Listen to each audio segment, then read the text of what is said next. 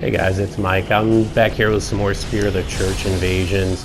As I mentioned in my previous commentary, I've been away from the game for a couple of months, and I was really anxious to get back and play this game, and I was especially anxious to come back and do some Spear of the Church invasions.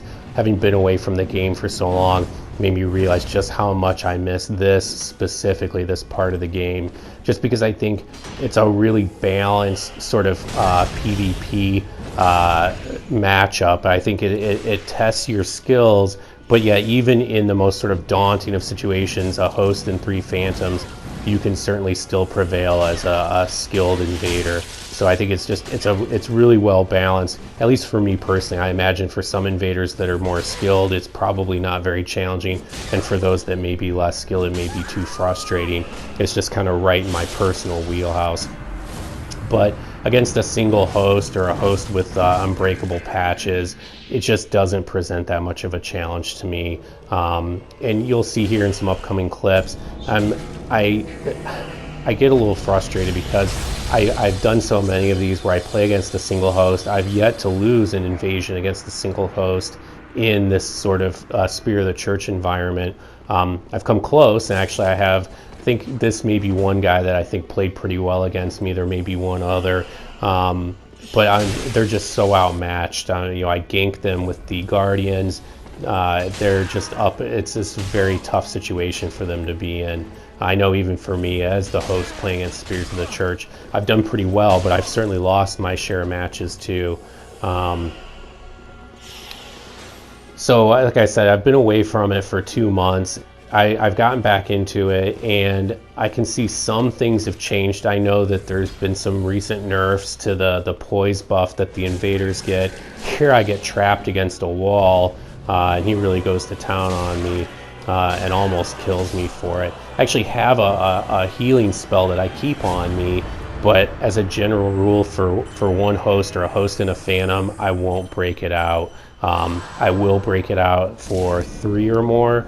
And you'll see that maybe not in this video, but in the upcoming video. I actually have some really good videos, including of some losses that I took, but the fights were so good, I wanted to keep them in, but I didn't have time for it in this particular video, so those will come at a later time. But I am actually a very bad invader in the sense that I don't like just rolling up on people and attacking them. I prefer to wave first, and I don't like just annihilating them when I can tell that I've really got the advantage. And here, this guy, I'd already fought him, killed him once, and I see he's having a rough time of it. The Guardian's still alive.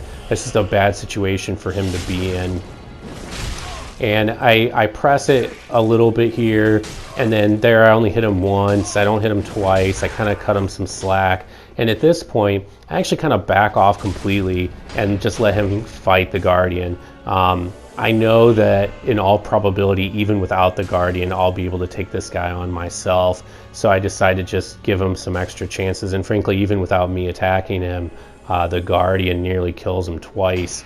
But it's interesting because there's different invaders of varying skill sets, and depending who you pull as a host is going to dictate how big a challenge it is. So there's definitely a huge element of randomness to it, certainly from a host perspective, depending on the skill set of the invader you get, because you can be summoned as a Spear of the Church with your white summon sign down. So it's conceivable somebody who really doesn't have any PvP experience at all could end up being the Spear of the Church, in which case you've probably got much better odds. But I give a guy like this a huge amount of credit. He's obviously not super skilled, but he's playing it by himself. He hasn't summoned an army. He's trying to do what he should be doing, in my view, and that is trying to beat the game by yourself. So I'm trying to balance how hard I go after this guy. I want to at least give him a chance. So I kind of hang back. The unfortunate thing that happens here, though, is he acknowledges the kind of gift I've given him, but he doesn't heal. And I think because now he's treating it like a duel, and I think he's probably doing that at least out of somewhat a measure of respect to the gift that I've given him. But in order for this to be balanced, he has to Estus. As an invader, as the Spear of the Church, I just have too many advantages over him, and he doesn't heal, and I really wish that he would have. So just something to keep in mind. Definitely need to Estus to keep these things balanced. Not a duel. Don't treat it like one. I actually have some clips upcoming too of a lot of disconnects that I've had. I got a ton of disconnects as my summon as a Spear of the Church. This did not happen previously 2 months ago. This is something new to me at least. And I'm not sure why that is, so I'm hoping maybe some folks that are watching this can shed some light on what might be happening. I think I mentioned 60% roughly of my invasion attempts ended in a disconnect, and a lot of them seem to end with the NPC Spear of the Church showing up at the same time, which is kind of goofy. I know this Covenant has sometimes been had some glitches that have caused people to spawn in weird locations, have multiple spears get summoned in. And I took my parry shield out and I see this guy still spamming the free to weapon art, which means he likely doesn't realize the parry risk that it poses. What I'm about to show him here, why you don't spam that weapon art with somebody who's got a parry shield out. So this actually started as a 3-on-1. One of the Phantoms died very, very early on. I think he died to the Guardian. And when you're in a it's just like a normal boss. When you start a boss with 4 people and it's down to just the host, the boss is so buffed at that point that victory is nearly impossible. And this guy hits me. It's like hitting me with a paper clip, and I'm doing tons of damage to him.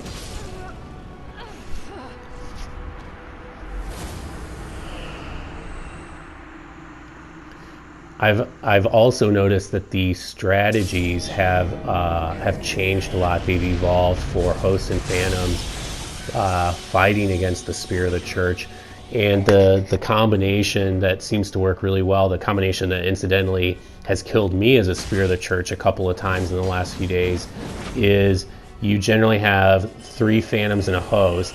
You have generally the host and one other phantom in the back spamming some form of magic or pyro or faith spells, and then you have 2 folks up front that are using melee attacks, generally speaking with heavy duty melee attacks, ones that are difficult to parry. And there I noticed that those orbs must do a ton of stamina damage, because I've seen those orbs break people's guard a number of times. I don't know how much stamina damage they do, but it must be quite a bit.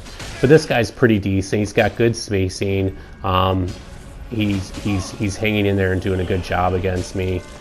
He's caught my rolls a few times. I was just generally impressed. His shield work is good too. Playing with a shield in PvP, in my view, is not easy. This is clearly a player that is accustomed not just to using a shield, but to using one against other players. But anyway, the strategies have evolved where you've got the sort of split between the mages and then the melee characters. But what's more, I've noticed the really successful parties also throw in Tears of Denial. He spaced that really well. Tears of Denial, if you have the entire party running Tears of Denial, it makes things really hard on a Spear of the Church, because even if you manage to proc their Tears with a combo, all the other players will come in and let that player roll out, reheal, and typically reapply their Tears. And there's a video that will be in my next set of me actually eating a loss. A group of players that played really, really well against me. I was really impressed by them. This guy, I think, as a lone host, has done about as good a job as I've ever seen anyone do against me. He's really patient. He's doing a good job of staying away from these orbs when they come up. He also did a good job with that first Guardian there of avoiding me and dealing with the Guardian. I wasn't able to protect him. I was impressed by that. In fact, I think I even clapped for him. I was duly impressed by his efforts there. Those orbs, though, are genius. I really think that is one of the most genius things that they did with this Covenant, because they are a tremendous help when you're chasing down a Phantom that's really, really low on health. Even one that's smart enough to wait for your attack to roll. They can sometimes catch them off guard and end their lives. Here's some examples of the connection errors I'm talking about. There are just a couple here that I threw in, but I had many, many others where I just spawn in. You can see the NPC there as well. and I'm just not sure what's going on. So if anyone out there has any ideas, I would love to hear about what's happening. I think this guy was pretty good too. I have a couple more videos with like the big parties. That'll be my next video, but because those tend to be much longer affairs, I can only fit a couple of them in per video, and I want to include a few different videos here. You can see that one went really quickly. I guess he wasn't as good as I was remembering.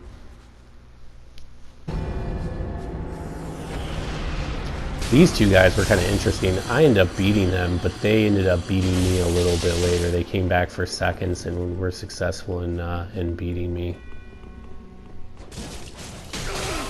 The one's got the Great Shield, and he's kind of following what I consider to be the standard Great Shield strategy, which is let the opponent spam into your shield, and then either circle around for a backstab, or wait till they stop spamming, and then they start panic rolling away, and then catch their roll. So whenever you're playing against a Great Shield like that, it's always really important not to start panic rolling away from them. I'm sure I do it on a couple occasions here.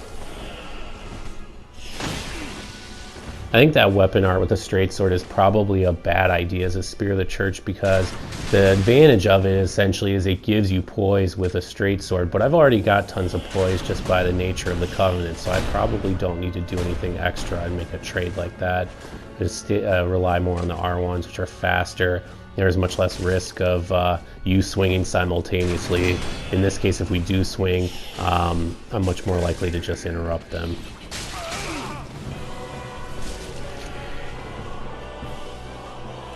Another thing that this Covenant has done for me is it has made me a much better player at playing Unlocked. You won't see as much of it here, but in some of the fights with more opponents, I play Unlocked almost the whole time. Just as it's a requirement. When you've got 4 players bearing down on you, you cannot afford to lock onto any one player. And here are my strategies to try and pursue him. He did a good job waiting to roll until after I attacked, and then asked the same.